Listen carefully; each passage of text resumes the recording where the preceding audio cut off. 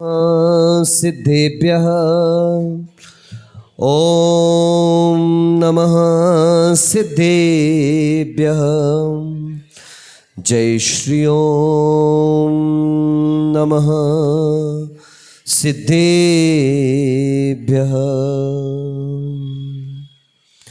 नमः श्रीवर्धमानाय निर्धूत कलिलात्मने सालोकानां त्रिलोकानां यद्विद्यादर्पणायते।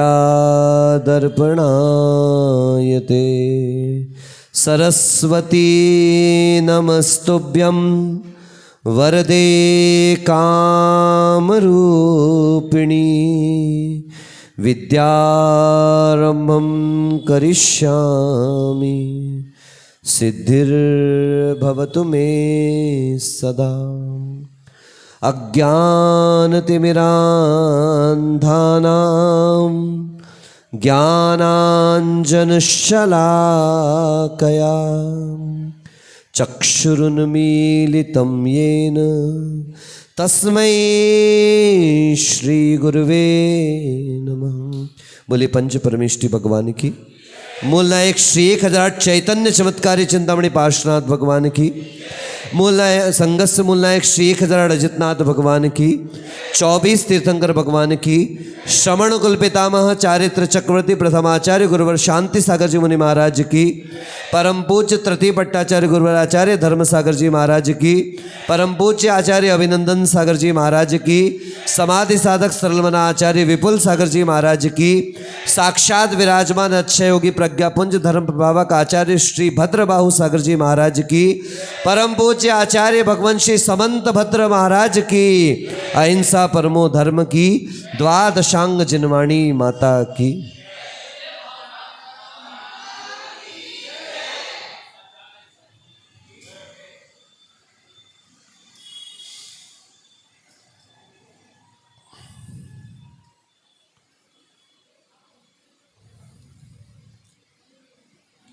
अभी मात्र 6 सेकंड व्यतीत हुए मंगलाचरण के बाद और मैंने कुछ नहीं बोला। ज़्यादातर लोग ऐसे नज़र गड़ा के देख रहे थे बोलना कब चालू करेंगे। आप सोचिए, विचार करिए कि मात्र 6 सेकंड आपको सुनने नहीं मिल पाया तो आपके मन में थोड़ी बहुत आकुलता होने लगी, बोलना शुरू क्यों नहीं कर रहे। ये तो मंगलाचरण होते ही शुरू कर देते।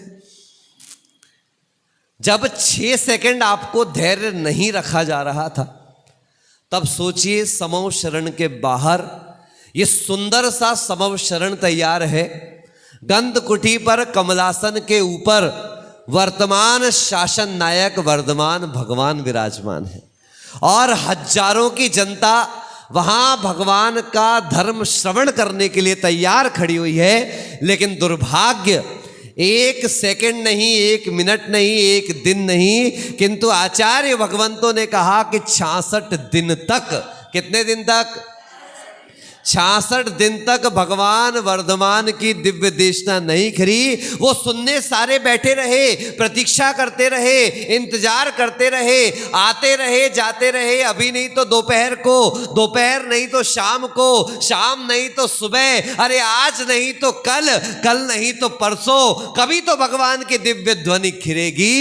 लेकिन भगवान वर्धमान की दिव्य ध्वनि नहीं खिरी। केवल ज्ञान प्राप्त हो गया और देवकृत अतिशय से जिनकी दिव्य ध्वनि खिर जाना चाहिए था, लेकिन भगवान वर्धमान की दिव्य ध्वनि नहीं खिरी। क्यों नहीं खिरी बताओ भैया? है हम आकर के बैठ जाएं यहां पर और आप भी आकर के बैठ जाओ, बहुत विशाल जन समुदाय हो और बीच में माइक भी लग गया हो और करंट चला जाए, क्या आप तक हमारी वाणी पहुंच पाएगी? वो करंट के रूप में गणधर परमेष्टि का अभाव था। हम सारे लोगों की क्षमताएं बहुत कम है और भगवान का ज्ञान अनंत है। ऐसा कहा जाए कि हे भगवान, अरिहंत भगवान की दिव्य ध्वनि तो हाई वोल्टेज के जैसी है। किसके जैसी है बोलो? और हमारी औकात नहीं उस हाई वोल्टेज को झेल लेने की। जहां बिजली उत्पन्न होती है वहां हाई वोल्टेज रहता है और साथ साथ डायरेक्ट करंट रहता है। कौन सा करंट रहता है? बोलते ना डीसी डीसी। और जब हमारे घरों में उस करंट का उपयोग करना होता है तो आपके नगर के बाहर ट्रांसफार्मर लगाए जाते हैं। उस ट्रांसफार्मर का नाम होता है स्टेप डाउन ट्रांसफार्मर। कौन सा ट्रांसफार्मर? Step down transformer.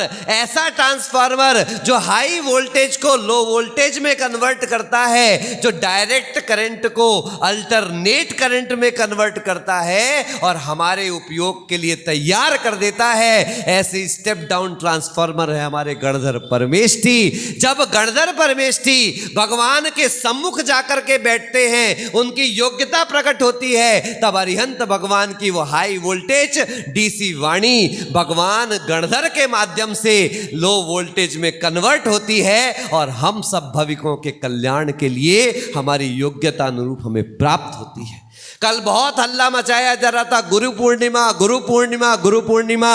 याद रख के चल लेना कि शिष्य को गुरु कल मिल गए थे, लेकिन आप भूल गए कि शिष्य को गुरु मिल जाए ये तो अच्छी बात है ही है, लेकिन तत्वार सूत्र में आचार्य उमा स्वामी कहते हैं परस्परो उपग्रहो जीवानाम। एक शिष्य को श्रेष्ठ गुरु मिल जाए ये उनका गुरुत्व की श्रेष्ठता तो है ही, लेकिन एक श्रेष्ठ गुरु को एक अच्छा शिष्य मिल जाए ये भी गुरु का सौभाग्य हुआ करता है। अगर वर्धमान स्वामी को गौतम गणधर जैसा गणधर नहीं मिला होता तो आज प्रभु की दिव्य विदेशना हम तक नहीं पहुंच पा रही होती।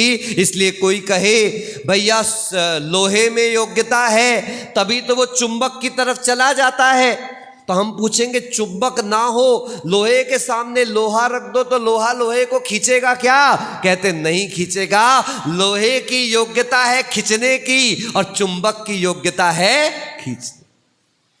कभी आपने चुंबक के सामने सोने को खींचते देखा क्या?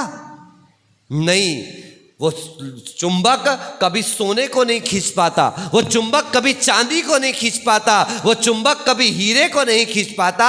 चुंबक किसको खींचता है? या तो चुंबक को खींचता है या तो किसी लोहे को खींचता है। तो लोहे की अपनी योग्यता है खींचने की और चुंबक की अपनी योग्यता है खींच लेने की। बंधुओं, ऐसे ही अपनी अपनी योग्यता अनुसार प्रत्येक प्राणी के जीवन में कार्य संपन्न हुआ करते हैं। इसलिए आज का दिन प्रभु वर्धमान की देशना गौतम स्वामी के माध्यम से हम तक पहुंची थी। ऐसे गौतम गणधर भगवान जो आज वर्तमान शासन नायक वर्धमान प्रभु के शासन के मुखिया होकर के आचार्य पद पर बैठ करके और भवो भवो तक हम जिनका उपकार नहीं भूल पाएंगे, जिनवाणी की दिव्य ध्वनि आज जिनके माध्यम से हमें पहुंची है, हम अवश्य चाहेंगे कि ऐसे गौतम गणधर की वाणी का पान हम सबको निरंतर होता रहे, तब तक होता रहे जब तक हमें केवल ज्ञान की प्राप्ति ना हो। आज समय आपका बहुत हो गया है, हमें रत्नकरंडक ग्रंथ श्रावकाचार ग्रंथ प्रारंभ करना था। मंगलाचरण के रूप में आज हमने गौतम स्वामी की इस वाणी को सुना और गौतम स्वामी के माध्यम से ही आज जितनी भी शास्त्र परंपरा आपको दिख रही है वो हमें दिखाई दे रही है। हम मात्र मंगलाचरण करके आज समाप्त करेंगे और कल से हमारा एक ग्रंथ प्रारंभ होगा। आइएगा, बोलेंगे मेरे साथ, नमः श्री वर्धमानाय निर्धूत कलिलात्मने सालोकानाम त्रिलोकानाम यद विद्या दर्पणायते।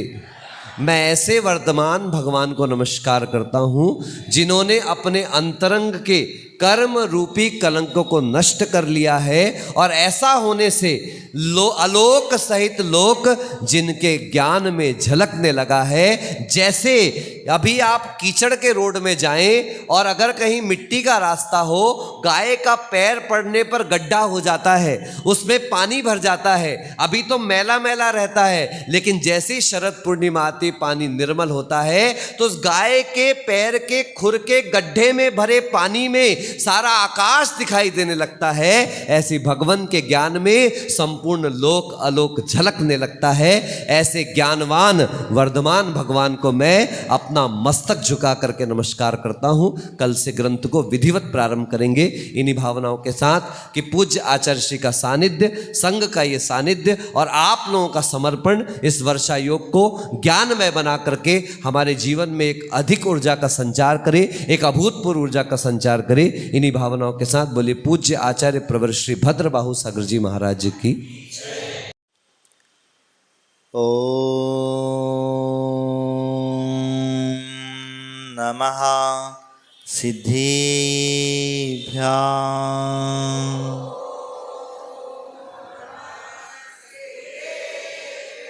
ओम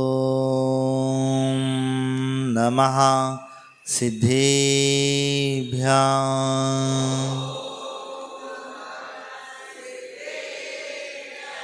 ओम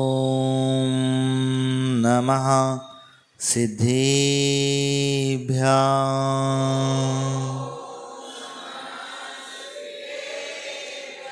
बलदेवा देव खजराक्षी आदिनाथ भगवान की, पार्श्वनाथ भगवान की, शासन नायक महावीर भगवान की, चारित्र चक्रवर्ती प्रथमाचार्य शांति सागर जी महाराज की, आचार्य गुरुदेव श्री धर्म सागर जी महाराज की, आचार्य गुरुदेव श्री पुर सागर जी महाराज की, द्वादशांग जिनवाणी माता की,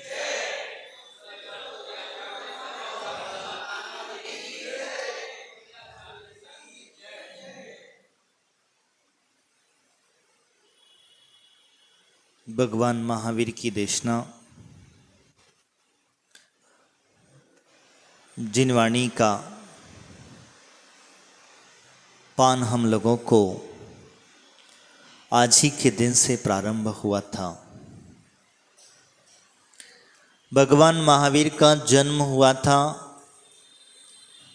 जन्म के पश्चात तप किया था और पश्चात जब केवल ज्ञान प्राप्त हुआ और केवल ज्ञान के पश्चात जब भगवान की पहली दिव्य ध्वनि गिरी, उसी समय से भगवान का शासन प्रारंभ हुआ। समझ में आया? हम लोग जब तक गर्भ में आए, भगवान जन्म लिया, तप किया, शासन किया, जो भी है, लेकिन वहाँ से शासन नहीं चला। शासन कहाँ से चलेगा? जब उनकी दिव्य देशना यानी के केवल ज्ञान को प्राप्त हो जाते हैं, अरहंत भगवान बन जाते हैं और अरहंत बनने के पश्चात समुषण में जो विराजमान होकर के हम भव्य जीवों के लिए जो उपदेश देते हैं, वहाँ से ही उनका शासन प्रारंभ हुआ करता है।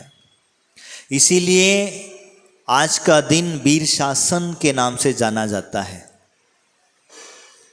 यानी कि वीर का शासन, यानी भगवान महावीर का शासन आज से प्रारंभ हुआ। और कब तक चलेगा? नहीं,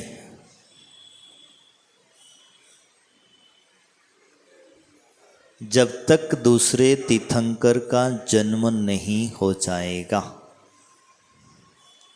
पंचम काल में तो चलेगा ही चलेगा। इस समय तो अंतिम पंचम काल के अंतिम तक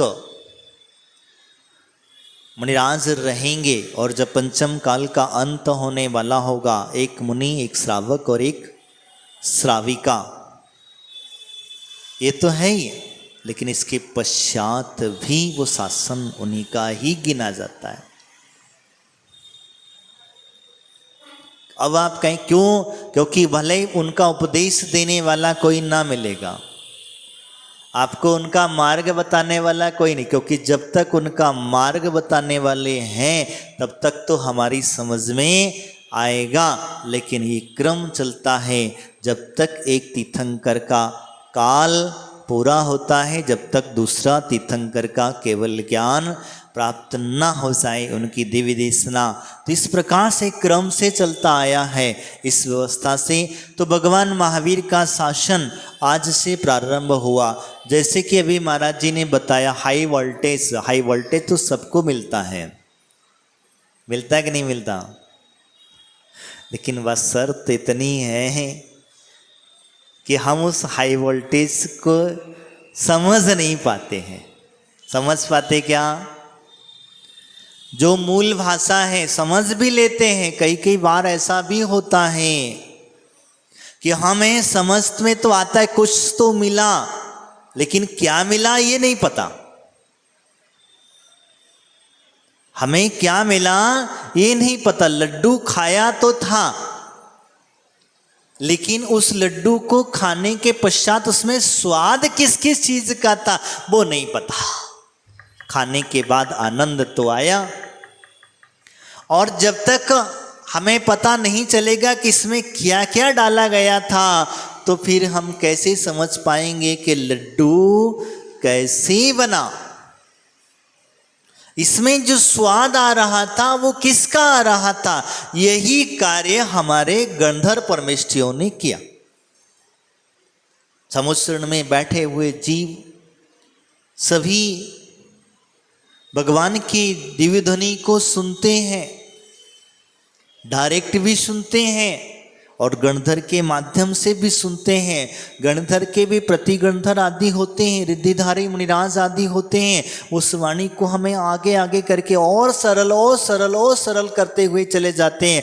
जैसे भगवान की वाणी ओमकारमय क्री, और ओमकारमय शब्द का समझना, अर्धमांगनी भाषा। भगवान ने कुछ नहीं बोला, कुछ बोला? कुछ बोला नहीं बोला, लेकिन उस ओम के अंदर में वो सारी की सारी जिनवाणी समाहित हो गई। जैसे हम द्वादशांग वाणी कहते हैं, जिसके मन में जिज्ञासाएं थी, जिसके मन में कुछ प्रश्न थे, वह भी सॉल्व होते चले गए। और इसी प्रकार जब ओमकार में खिरी, तो अब उस ओमकार की जो ध्वनि का आनंद जो था, आपने कभी देखा होगा सर्फ को, सर्फ जानते, नाग नागिन आदि जो होते, उनके सामने एक बीणा बजाई जाती। क्या बजाते? बीणा बजाते हैं, और बीणा बजते ही वो नाग नाचने लगता है। आप लोग मत नाचना, नहीं तो गड़बड़ काम हो जाएगा। वो जब नाचने लग जाता है तो वो श्रवण, यानी कि उस बीना की ध्वनि से ऑटोमेटिक उसकी जो तरंगें होती हैं वो खिंची चली आती हैं। वो नाचता क्यों है? तो कहते हैं आनंदित होता है। क्या होता है? और सर्फ को कान होते क्या? कोई कह रहा हाँ, कोई कह रहा है होते। सर्फ 4 इंद्रिय के 5 इंद्रिय है। महाराज जी क्या हुआ? कान होते हैं, देखिए नहीं।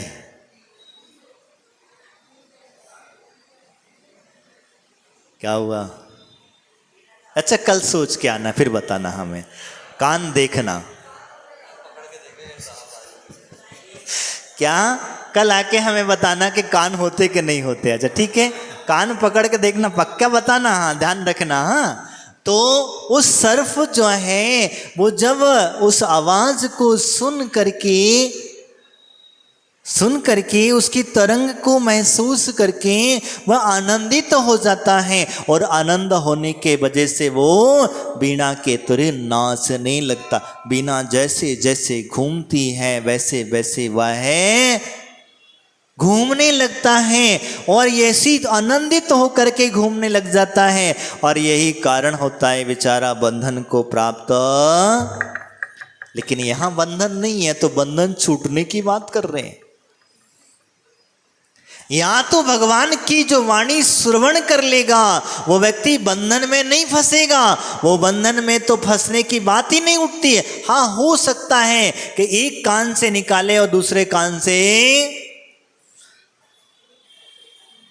निकाल दी। एक कान से सुने, एक कान से निकाल दी, तो पक्का फंस जाएगा। कई लोगों की आदतें होती हैं, कान से सुनते मुंह से निकाल डालते हैं, आदतें होती हैं। कहीं कान से सुना मुंह से निकाल दिया। और कई लोगों की आदतें होती हैं, कानों से सुनते जरूर हैं, उसे अपने हृदय पर विराजमान कर लेते हैं। और जो व्यक्ति अपने हृदय पर विराजमान कर लेता है, वही व्यक्ति अपने जीवन का कल्याण कर लेता है। वही व्यक्ति आत्मा को परमात्मा बना लेता है। और उसी व्यक्ति की हृदय की भावनाएं पवित्र होती चली जाती हैं, निर्मल होती चली जाती हैं, इतनी सरल होती चली जाती हैं कि जैसे पानी को पर्वत से डालोगे तो अपने आप बहता हुआ चला जाएगा और जाकर के समुद्र में मिल जाएगा। जल को जिसमें भी मिला दो उसके जैसा। अभी तक हमने मां जिनवाणी को हृदय पर विराजमान नहीं किया। हमने श्रवण तो की, लेकिन उसमें भी कभी हमने कान से निकाल दिया, कभी हमने मुख से निकाल दिया, और एक तो बोलना ही भूल गए। कभी कभी जो सुना वो आंखों से भी बाहर। अब बोलोगे महाराज आंखों से कैसे निकालते हैं? आंखों से इशारे सारे में कह देते हैं, बोल तो नहीं सकते। और कभी कभी तो ये देखा आप लोगों ने, जो सुनने वाला जिसको बोलना नहीं आता, वो हाथों के इशारों से भी वो निकालने का ही कार्य करता है। तो निकालना नहीं, श्रवण करना, यही कार्य था। गौतम स्वामी जब पहुंचे भगवान के चरणों में, और पहुंच करके उन्होंने अपने परिणामों को निर्मल किया, सरल किया, इतने निर्मल हो गए, एक रात्र भर लगी उन्हें रिद्धियां प्राप्त हो गई। कैसे? आप तो रिद्धियों की पूजा करते हैं, आप तो रिद्धियों के जाप करते हैं, आपको तो किसी को रिद्धि प्राप्त नहीं है। भगवान के गणधर परमेष्ठी जो थे, उन्होंने कोई रिद्धियों के जाप नहीं किए, उन्होंने किसी मंत्र का उच्चारण नहीं किया, बस परिणामों को सरल करते चले गए। जैसे ही मानस स्तंभ को देख करके उन्होंने जब भगवान की स्तुति, उनके मुख से जो शब्द निकले, उन्होंने कभी कोई स्तुति नहीं पढ़ी, उन्होंने कभी कोई ग्रंथ नहीं पढ़ा, उन्होंने कभी भगवान महावीर के दिगंबर अवस्था के कभी देखा नहीं। और देख लिए होते तो पक्का उनके हो जाते, हो पहले ही हो जाते वो। लेकिन संयोग नहीं था, योग नहीं था।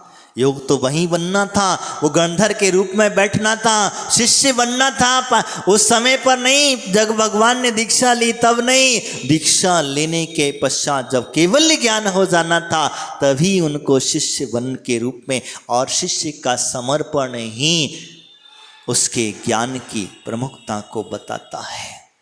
मैं अपना स्वयं का कहता हूँ, जब तक हम गुरुदेव से नहीं मिले थे तब तक हमें कुछ नहीं आता था। सच कह रहा हूं, कुछ नहीं आता था। एक क्या होता है, जिनसे हमने व्रत लिया था उनसे पास, उन्होंने हमें बहुत कोशिश करी पढ़ाने की, बहुत मेहनत करी, लेकिन याद ही नहीं होता, बुद्धि में कुछ घुसते नहीं था। लेकिन जैसे जैसे समय बीतता गया और जैसे जैसे गुरु के प्रति समर्पितता के भाव आते चले गए, ये कुछ मैं नहीं बोल रहा हूं, ये गुरु का ही आशीर्वाद बोल रहा है। आप लोगों को लगता होगा कि मैं बोल, नहीं, ये गुरु का आशीर्वाद है और गुरु के शब्द हैं। वो गुरु ने जब हमें एक शब्द बीच में मैंने बताया था, महाराज के पास हम स्वाध्याय कर रहे थे, स्वाध्याय करते करते उन्होंने कहा अगर ज्ञान चाहिए तो सिर के ऊपर बैठने से नहीं, ज्ञान तो चरणों में बैठने से मिलता है। और जब उनके चरणों में अपने आप को समर्पित कर देता है व्यक्ति, उसे ज्ञान अपने आप प्राप्त होने लग जाता है।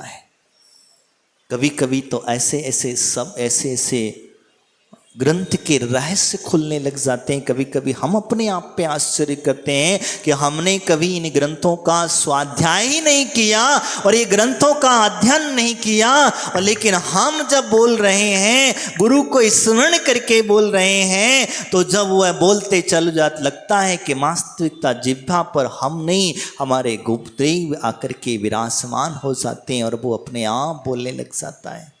यही कारण होता है। जब भगवान महावीर स्वामी के शरण में बैठ करके, समूह शरण में बैठ करके गौतम स्वामी ने जब ध्यान लगाया, भगवान की भक्ति में, स्तुति आदि में जब ध्यान और परिणाम उनके इतने सरल होते चले गए कि उन्हें 7 रिद्धियां प्राप्त हो जाती हैं और सुबह होते होते उन्हें उन रिद्धियों के साथ में गंधर्व परमेष्ठी के पीठ पर बिठा दिया जाता है। और वो गंधर्व परमेष्ठी के पीठ पर बैठते ही भगवान की क्या होता, दिव्य ध्वनि प्रारंभ हो जाती हैं। और दिव्य ध्वनि जब प्रारंभ हो जाती हैं तो वहीं से उनका शासन प्रारंभ हो जाता है।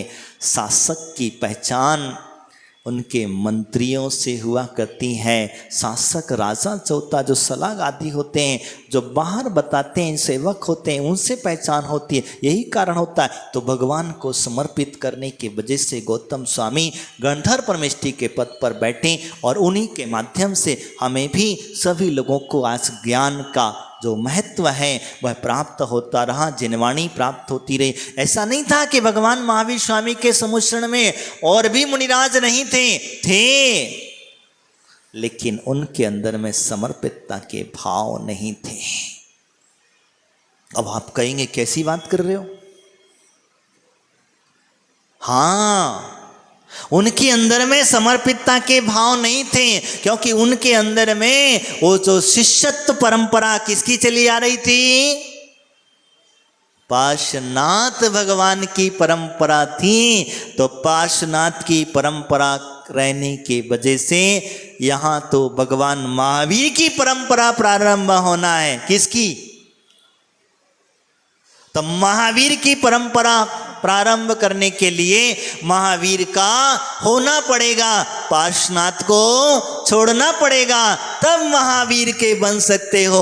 अगर तुम सोचो, विचार करो कि मैं पार्श्वनाथ का भक्त बना रहूं और भगवान महावीर का भी आशीर्वाद प्राप्त कर लो, या उनका शिष्य बन जाओ, पार्श्वनाथ का शिष्य बन करके महावीर का शिष्यत्व स्वीकार कर लो। यही तो कारण बना था बंधुओं। एकांत मुनिराज उस समोषण से उठे, जैसे ही गौतम स्वामी को बिठा दिया गया और उठे, और उठ करके उन्होंने वहीं पर कह दिया कि आप अहिंसा का संदेश देते हैं, मैं हिंसा का संदेश दूंगा, नाम नहीं लूंगा, आप समझ जाएंगे। वहीं से तो प्रारंभ हुआ। तुम सीधा स्नान करने की बात करते हो, मैं उल्टा स्नान करने की बात करूंगा। तुम रात्रि का भोजन त्याग कराते हो, मैं रात में भोजन करने का प्रावधान लिखूंगा, दिन में नहीं खाना। समझ चुके होंगे। वास्तविकता स्थिति वही थी। वो भगवान पार्श्वनाथ काल के समकालीन मुनिराज थे, मतलब उन्हीं की परंपरा के मुनिराज थे। उनके मन में भाव था कि हम भगवान के गंधर्व बन जाएं, लेकिन वो बन ना पा सके। इसी वजह से वो परंपरा उल्टी चला दी, और ऐसी चला दी सब कुछ डूब गया। बंधुओं, इसीलिए कहते हैं जब कभी भी किसी भी गुरु के पास जाओ तो तुम जिसे मानते, मैं नहीं कहता हूं तुम तुम्हारी भक्ति जिसके प्रति है उसके पास रहना, लेकिन जिसके पास जाते हो बस उनके होकर के चले जाना।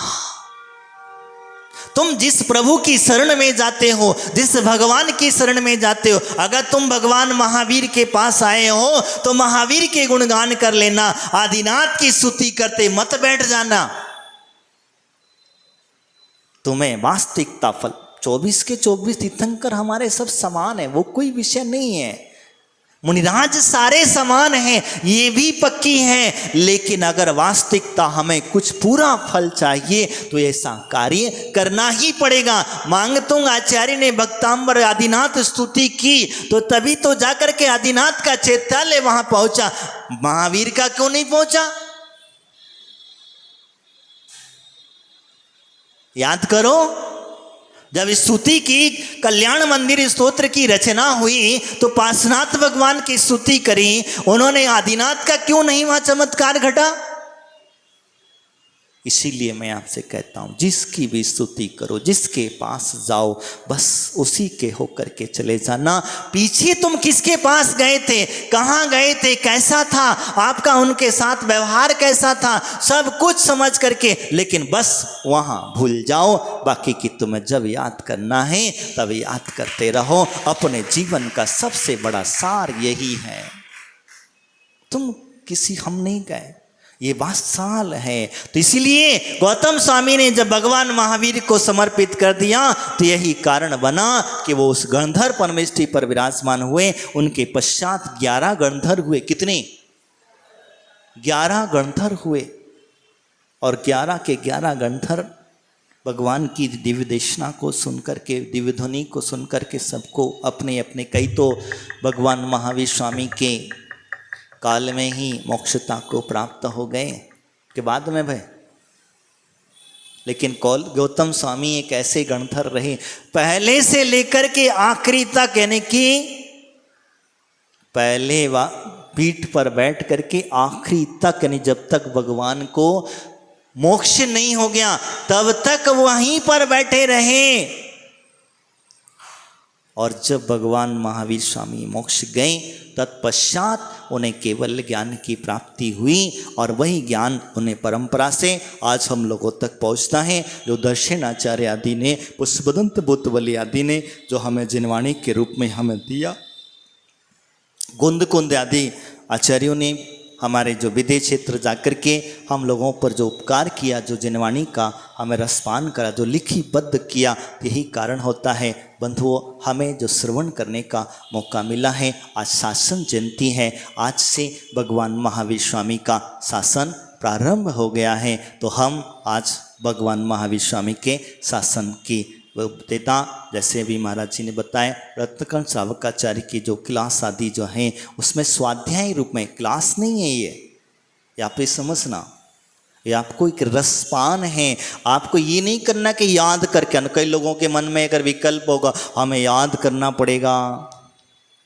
हमें पेन डायरी लेके आना पड़ेगा, परीक्षा देना पड़ेगी, नहीं, आपको ये कुछ करने की जरूरत, लेकिन आपको समझना है। जैसे हमारे आचार्य गुरुदेव कहा करते थे कि रस्सी पानी खींचने के लिए ऊपर नीचे ऊपर नीचे ऊपर नीचे होती रहती है, तो सिल पर भी निशान होता है कि नहीं होता। तो ऐसे ही आप बार बार श्रवण करोगे तो आपको अवश्य आज नहीं तो कल याद हो जाएगा और आपके अंतस्य आत्मा में छिपा हुआ जो ज्ञान है वो प्रकट हो जाएगा। यही भावनाएं हम लोगों की हैं। हमें कुछ अच्छा मिले, अच्छा श्रवण करने के लिए मिले और हमारा धर्म ध्यान इसी प्रकार से आगे आगे बढ़ता रहे। इन्हीं भावनाओं के साथ बोले महावीर भगवान की, आचार्य गुरुदेव श्री फूलसागर जी महाराज की, द्वादशांग जिनवाणी माता की।